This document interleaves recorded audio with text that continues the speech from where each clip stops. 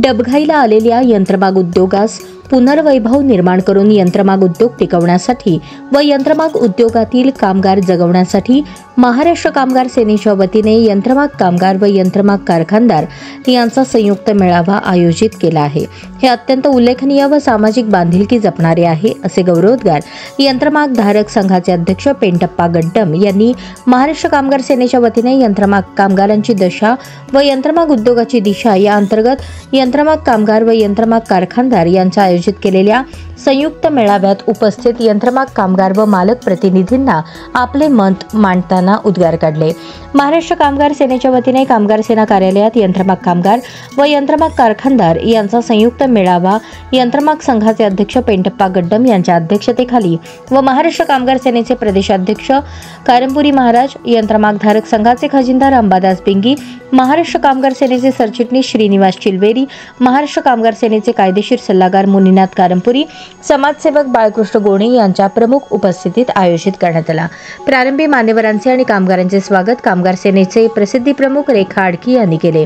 यानंतर मान्यवरांच्या हस्ते छत्रपती शिवाजी महाराज यांच्या मूर्तीचे पूजन करण्यात आले। त्यानंतर प्रास्ताविकात श्रीनिवास चिलवेरी यांनी महाराष्ट्र कामगार सेना उद्योग टिकावा, कामगार जगावा या उद्देशाने काम करते, म्हणूनच गेल्या 25 वर्षांपासून कामगार सेना कामगारात आणि उद्योगात टिकून आहे। यंत्रमाग संघाचे खजिनदार अंबादास बिंगी यांनी चायनासारख्या देशाला स्पर्धा करण्यासाठी स्वदेशी मालाचा वापर करण्यासाठी सर्वांनी प्रयत्न केले पाहिजेत, असे म्हणाले। महाराष्ट्र कामगार सेनेचे प्रदेशाध्यक्ष विष्णू कारंपुरी महाराज यांनी आपल्या भाषणात यंत्रमाग धारकांनी प्रथमतः कामगार आणि मालक हा भेद नाहीसा करावा आणि उद्योग टिकवण्यासाठी करण्याच्या प्रयत्नात कामगार सामील होतील, पण कामगारांच्या हक्काच्या मागण्यांबाबत आपण सकारात्मक विचार करावा, असे मत व्यक्त केले। शेवटी आपल्या भाषणात पेंटप्पा गड्डम यांनी आमच्या अनेक मागण्यांबाबत सरकार म्हणावे तसे सहकार्य करत नाही, म्हणून यापुढे मुख्य प्रश्न असलेला मूलभूत सुविधा आणि यंत्रमाग कल्याणकारी मंडळ या दोन्ही प्रश्नांबाबत सरकार विरुद्ध संयुक्त लढा देण्याचा विचार करू, असे उद्गार काढले। शेवटी कार्यक्रमाचे आभार प्रदर्शन विठ्ठल कुराडकर यांनी आणि सूत्रसंचालन स्वाती शिंदे यांनी केले।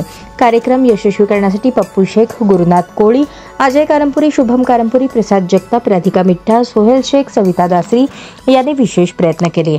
सदर मेळाव्यास यंत्रमाग कामगार बंधू भगिनी मोठ्या संख्येने उपस्थित होते। यंत्रमाग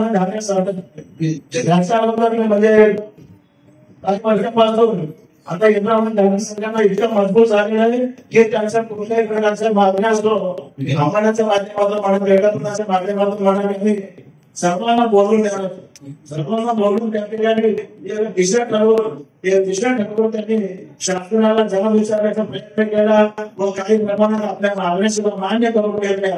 त्याचप्रमाणे या अध्यक्षांनी विनंती करतो की आपण कामगारांचा सुद्धा या ठिकाणी विचार करू, कामगारांना सुद्धा काहीतरी मार्ग दाखवावा, त्याचा ज्ञान मिळवून देण्याचा प्रयत्न करावा।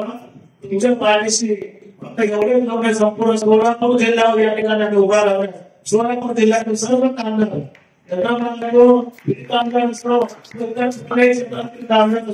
सोलापूर जिल्ह्यातील सर्व कामगारांचा पाठिंबा या ठिकाणी आम्ही यंत्रमाग धारक संघाला देतोय।